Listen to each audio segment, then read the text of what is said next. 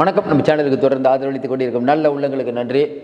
இப்போ அண்மை செய்தி, அதாவது என்னென்னா, கவர்மெண்ட்டு மிஷினரி எவ்வளோ வேகமாக வேலை பார்க்குதுங்கிறதுக்கு இப்போ ஒரு செய்தி உதாரணம் என்ன? அதாவது 6 மணிக்கு மேலே உங்களுக்கு தெரியும், 6 மணிக்கு மேலே மத்திய அரசு மாநில அரசு ஊழியர்கள்லாம் வீட்டுக்கு போயிடுவாங்க. எப்படா வீட்டுக்கு போவோம் தான் இருப்பாங்க, பள்ளிக்கூடத்தில் அந்த ஸ்கூல் விட்டு வெளியில் வர பையன் மாதிரி. ஆனால் எலெக்ஷன் கமிஷன் இப்போ ஒரு ஒரு உத்தரவுன்னா ஒரு எப்படி சொல்கிறது, ஒரு அறிவிப்பு. என்னங்க இப்போ போய் என்னங்க அறிவிப்பு? ஏதாவது இவிஎம்மை மாற்ற போகிறாங்களா? இல்லை தேர்தல் ஆணையம் இல்லை நாங்கள் வாக்கு சதவீதம் கம்மியானதுக்கு ஏதாவது காரணம் சொல்கிறாங்களா? இல்லை இவிஎம் ரொம்ப சூப்பரு அப்படின்னு சொல்லிட்டு யாராவது விஞ்ஞானிகள் சொன்னதாக சொல்கிறாங்களா? அப்படின்னா அது இல்லை. அவங்க சொன்ன அறிவிப்பு என்னென்னா, விவிபேடை 1400 பூத்தில் எண்ணம் சூப்பராக இருக்குது, மேட்ச் ஆகிருக்கு அப்படின்னு இப்போ சொல்லியிருக்காங்க. இதன் பின்னணியில் உள்ள அரசியல் என்ன? ஏன் இதை இப்போ சொல்லணும்? நாடாளுமன்றம் இப்போ போயிட்டுருக்கும் போது இதை சொல்லணும். மார்க்கவாடியில் ஒரு மக்கள்லாம் கொந்தளித்து நாங்களே வாக்கு சீட்டு முறைக்கு வரோன்னு சொன்ன பிறகு சொல்கிறாங்க. தூலே மாவட்டத்தில் அங்கே இருக்கக்கூடிய இவிஎம்மை உடைச்சி பாட கட்டி போகிறது, இப்படி பல விஷயங்கள் நடந்துட்டு இருக்கும்போது இப்போ இந்த விஷயம் சொல்ல வேண்டிய அவசியம் என்ன? இன்னும் குறிப்பாக சொல்லணும், இன்றைக்கி இருக்கக்கூடிய சூழ்நிலையில் இவிஎம் அப்படிங்கிற ஒரு விஷயம் ஹரியானா தேர்தல் முடிஞ்ச உடனே பரபரப்பாக பேசப்பட்டது, அப்படியே அமைதியாயிடுச்சு. ஆனால் அந்த மகாராஷ்டிரா தேர்தலுக்கு அப்புறம் பார்த்திங்கன்னா இந்த இவிஎம் பற்றிய பேச்சு வெகுஜன மக்கள்கிட்ட பெருசாக இருக்குது. அதையும் தாண்டி தலைவர்கள் மட்டத்தில் பெரிய போராட்டம் ஆகுது.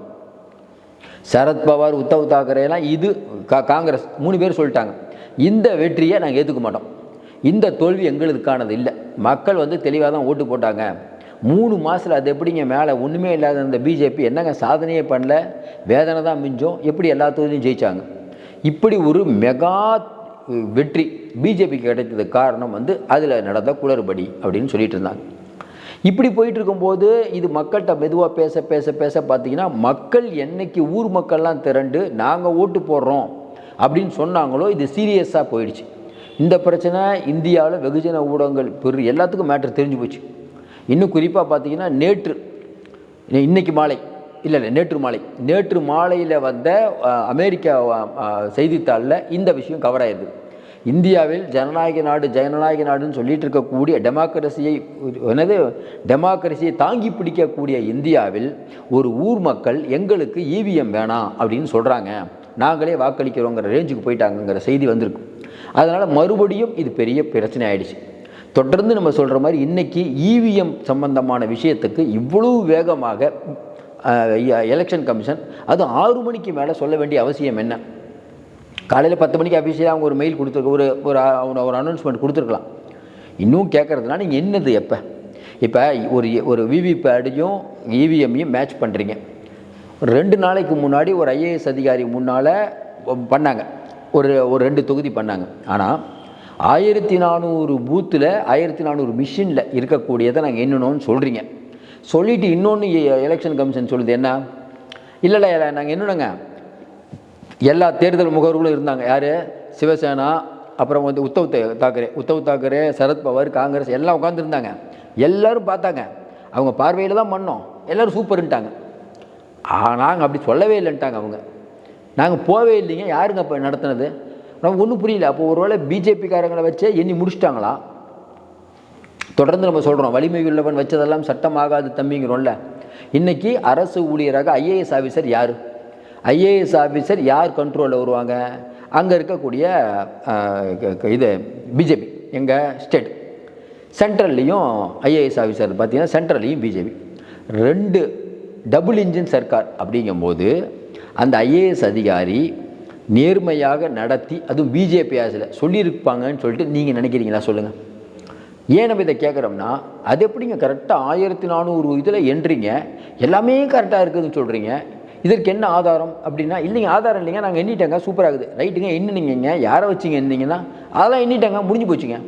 எப்பயுமேங்க நீங்கள் ரொம்ப நுட்பமாக பார்த்தீங்கன்னா, இந்த அரசு அலுவலகங்களில் இயங்குகிற விதம் பார்த்தீங்கன்னா, கொஞ்ச நாளைக்கு முன்னாடி இங்கே உயர்நீதிமன்றத்தில் ஒரு தீர்ப்பு சொன்னாங்க. என்ன தீர்ப்பு? எடப்பாடி பழனிசாமி மீதான வழக்கு வருது. அப்போ எடப்பாடி பழனிசாமி என்ன சொன்னாங்க? எடப்பாடி பழனிசாமி என்ன சொல்கிறாரு? ஐயா, லஞ்ச ஒழிப்புத்துறை ஏற்கனவே இதை விசாரிச்சிட்டாங்க. ஆனால் இன்றைக்கி பார்த்தீங்கன்னா திடீர்னு நம்ம தமிழ்நாடு அரசு, இப்போ இருக்க ஸ்டாலின் அரசை மீண்டும் லஞ்ச ஒழிப்புத்துறை விசாரிக்கணும்னு சொல்கிறாரு. அது ஏற்புடையதில்லைங்கிறார். நியாயமாக வெளியில் இருக்க மக்கள் பார்த்தாங்கன்னா என்ன நினைப்பாங்க? ஏங்க ஏற்கனவே இருக்க லஞ்ச ஒழிப்புத்துறை எடப்பாடி காலத்தில் எடப்பாடியை பற்றி விசாரித்தது, அது நியாயமாக விசாரிச்சிருக்குமா? அப்போ ஸ்டாலின் கேட்குறது ரைட்டு. ஆனால் நீதியரசர் என்ன சொல்கிறாரு, இப்போ இருக்க லஞ்ச ஒழிப்புத்துறையும் அப்போ இருக்க லஞ்ச ஒழிப்புத்துறை ரெண்டும் ஒன்று தானே, எதுக்கு 2 தடவை விசாரிக்கணுங்கிறார்.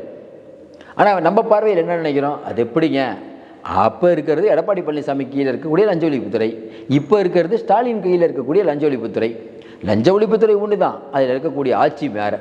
ஆட்சி மாற்றம் ஏற்பட்டால் நிறையா மாறும் அப்படிங்கிறது பெரும்பான்மையான மக்களின் வாதம். ஆனால் அரசு, அதாவது இந்த உச்சநீதிமன்றம் உயர் நீதிமன்றம் அப்படி யோசிக்க மாட்டாங்க, அவர்களுடைய பார்வை வேறு மாதிரி இருக்கும்.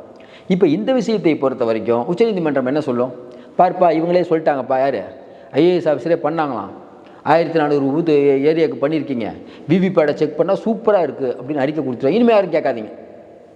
அப்போ ஒரு பொய்யை திரும்ப திரும்ப திரும்ப திரும்ப சொல்லி அது உண்மைன்னு கோயபிள்ஸ் தத்துவம் இருக்குல்ல, அதுவும் இல்லாமல் ஒரு நாட்டை புரட்சி பண்ணி நாட்டை பிடிச்சாங்க. இப்போ நம்ம சிரியாவில் பார்த்தீங்கன்னா அங்கே இருக்கக்கூடிய அதிபர் ஓடி போயிட்டார். அதேமாதிரி கொஞ்ச நாளைக்கு முன்னாடி பார்த்தீங்கன்னா ராஜபக்சே சகோதரர்களை ஓட விட்டு அந்த அதிபர் மாளிகையில் மக்கள்லாம் பூந்தாங்க. இப்படியே பல நாடுகளில் கிண்ணியாலாம் கிளர்ச்சி நடக்கும். கிளர்ச்சி நடந்து என்ன பண்ணுவார், ஒருத்தர் வந்து ஒரு ஆயுத போர் பண்ணி ஒரு நாட்டை பிடிச்சி அந்த நாட்டில் வந்து கொடுமையான சட்டத்தை, ஏதோ சட்டத்தை, மக்களுக்கு பிடிக்காத சட்டத்தையோ பிடிச்ச சட்டத்தையோ அறிமுகப்படுத்துவார், அவருடைய இஷ்டம்.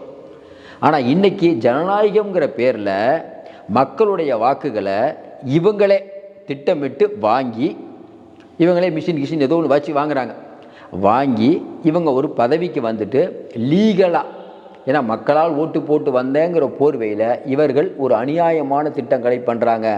அதுதான் ஒரே நாடு ஒரே மதம் ஒரே மொழி ஒரே கடவுள், அதுக்காக ஒரே நாடு ஒரே தேர்தல், அதுக்கப்புறம் பார்த்திங்கன்னா இந்த வக்பு வாரிய விஷயமாகட்டும், ஆலயத்தில் பேர் மாற்றுறது விஷயமாகட்டும், ஆலய சட்டத்தில் மாற்றுறதாகட்டும், குற்றவியல் சட்டங்களை பிரச்சனை பண்ணுறதா இருக்கட்டும், அப்புறம் எல்ஐசியோடைய முகப்பில் வந்து இந்தியை வைக்கிறதா இருக்கட்டும், அரசியலமைப்பு சட்டத்தில் முகப்பில் இருக்கக்கூடிய மதச்சார்பற்றங்கிற வார்த்தை எடுக்கிறதா இருக்கட்டும், இப்படி பல விஷயங்கள். அப்புறம் யார் என்ன சாப்பிட்ணும் எதை சாப்பிடக்கூடாது, இப்போ நம்ம அசாம் முதலமைச்சர் சொல்கிறாருல இங்கே யாரும் மாட்டுக்கறி இப்படி பல விஷயங்களை ஒருவர் ஆட்சிக்கு வந்துட்டார் அப்படிங்கிற ஒரு பவரை வச்சுக்கிட்டு லீகலாக பண்ணுறதுக்கு பேர் தான் ஜனநாயகம் நம்ம சொல்கிறோம். இதுக்கு என்ன அர்த்தம் சொல்லுங்கள்? அப்படி தானே பண்ணிகிட்டு இருக்கார் மோடி. ஜனநாயகம்ங்கிற பேரில் தேர்ந்தெடுக்கப்பட்டேன்னு சொல்லிட்டு மக்களை வந்து எந்த அளவுக்கு முட்டாளாக்கணுமோ, எந்த அளவுக்கு ஏமாளிகளாக்கணுமோ, எந்த அளவுக்கு ரோட்டில் ஒண்ணுமோ அதை விட்டுட்டுருக்காரு. இப்போ தேர்தல் ஆணையத்தில் இந்த அறிவிப்பை நாம் என்ன கேட்குறோம்னா, இன்றைக்கி நடக்கலை, இது கரெக்டாக இன்றைக்கி நடக்கலை. நீங்கள் 2 நாளைக்கு முன்னாடியே இந்த விவிபேட்லாம் எண்ணிட்டீங்க, அது எதுக்கு இன்றைக்கி சொல்கிறீங்க? ஏன்னா நேற்று அந்த இவிஎம்மை உடச்சி பாடை கட்டி போட்டாங்களா, அதுக்கப்புறம் சரத்பவார் போய் மார்க்கவாடி ஊரில் போய் பேச ஆரம்பித்தாரா. இப்போ லேட்டஸ்ட் என்ன தகவல்னால், இதே மாதிரி இன்னொரு 10 ஊரில் பண்ண போகிறதா ஸ்டாக்.